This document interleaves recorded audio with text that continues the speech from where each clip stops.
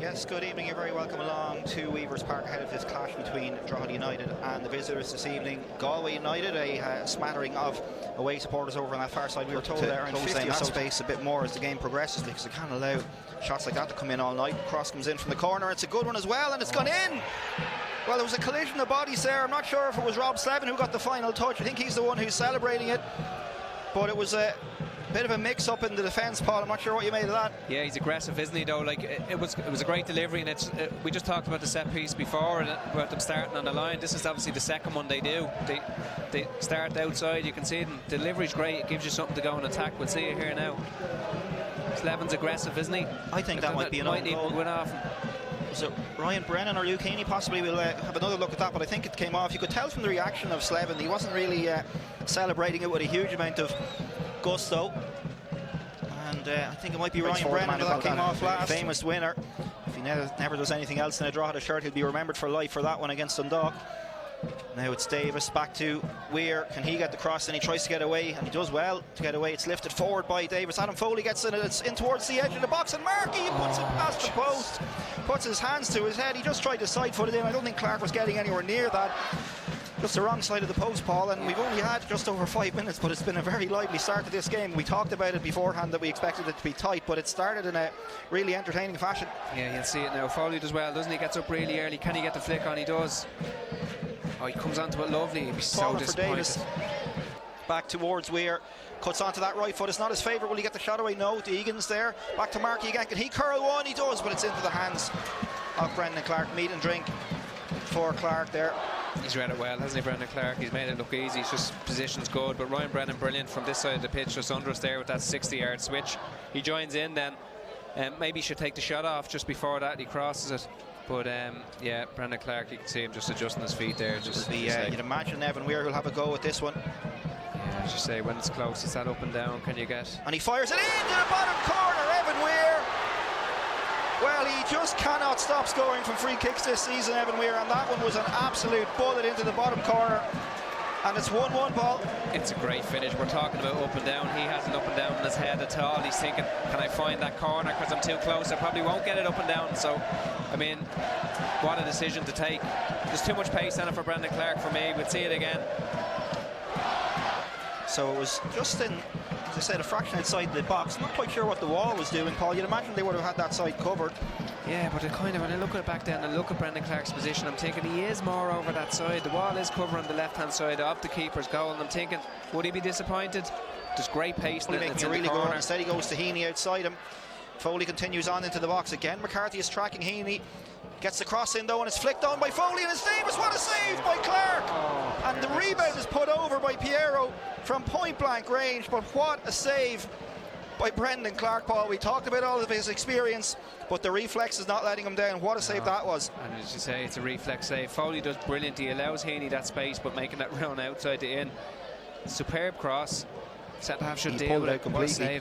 So it's not surprising that he's annoyed about it. Well, he'll be doubly annoyed if anything comes from this one, as will the Galway fans. Evan Weir comes up, he smacks one in towards the near post. Oh, it's a good touch over from Clark. He did well to get across there, Brendan Clark. Comfortable enough save for him, but he had to be sharp across his goal line there. And I'm surprised only 2 on the wall because it's his range.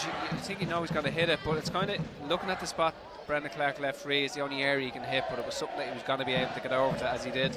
Yarrow trying to make a use of himself here. Buckley gets the header on, and it's hooked forward by Hurley, and O'Quinn just for once lets it under his foot, and now Walsh can get away down the left hand side. Andy Quinn needs to be careful here.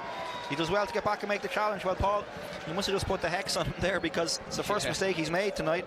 Commentators, of course, Walsh has to get inside with his first touch, doesn't he? Because then he's a decision to make. Quinn, you'll see it.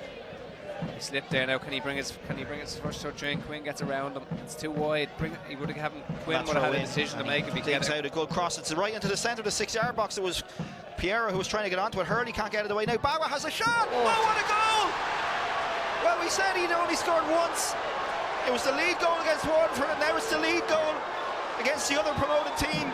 Paul, Clark got a hand to it, but he couldn't keep it out. What a strike by Bawa. It's a great strike. He hits the first time, doesn't he? It's on the side. He wants to hit it on.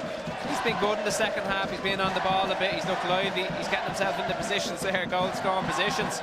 And they'll be delighted because there hasn't been a lot in the half, but he catches it well. As you said, Brendan Clark gets a hand to it, but not strong enough.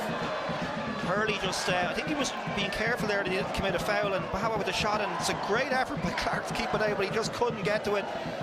What a strike from Bawa. Here it is again. I think Hurley was maybe afraid of catching Andy Quinn there. Broke to Markey.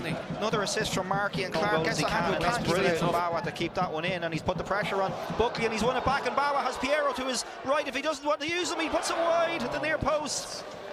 Piero was down on his hands and knees, and Bawa apologising to him.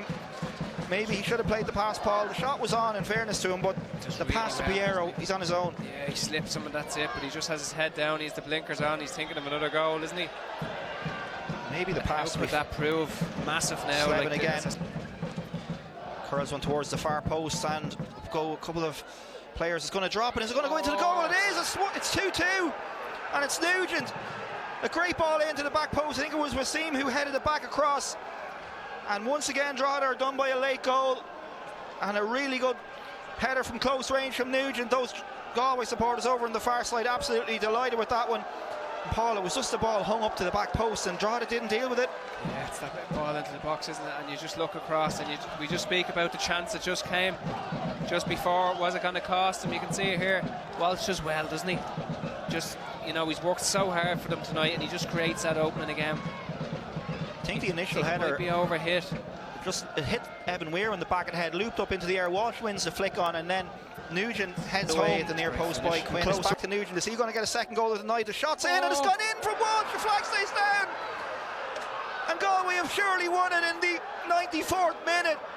And Stephen Walsh, the man we said had been so influential all night, and Drogheda United, Paul, unbelievably from being 2-1 up going into added time, now find themselves trailing by 3-2. It's unbelievable, and it's actually gone wide, isn't it? And he just adds to it. But I tell you, if any man deserved a goal tonight, I've spoke about him. Steps up, opens up out of his feet really well, strikes it, but I think it's gone well wide. Yeah, it is. Nugent doesn't quite catch it as he would have wished, Nugent, but Walsh was on hand to side foot at home. A brilliant finish from him. I looked over to the linesman on the far side. The flag stayed down. I think the few of the Andy Quinn for one anyway had the hand one in. Brilliant plays it forward. They are up to 4th. Drogheda stay in 9th place. That is just about it from Weavers Park. We hope you've enjoyed